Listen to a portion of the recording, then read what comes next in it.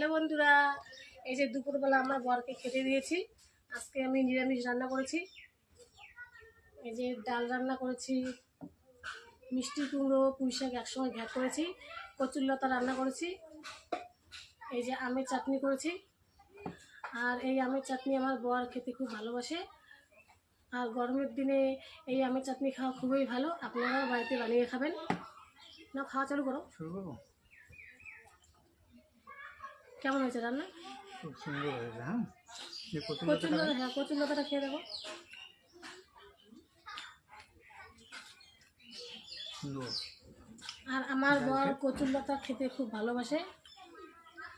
আর আমার বর আমের চাটনি খেতে খুব ভালোবাসে। ডালটাও খুব সুন্দর হয়েছে। এটা আমের চাটনি। হ্যাঁ আমার জন্য হ্যাঁ। দেখি কেমন হয়েছে আমের চাটনি?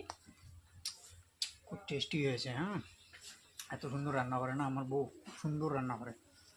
এই জন্য না তোমাকে একটা আমি তাহলে উপহার দেবো। বন্ধুরা, বাড়িতে আপনারা আমের চাটনি বানিয়ে খাবেন।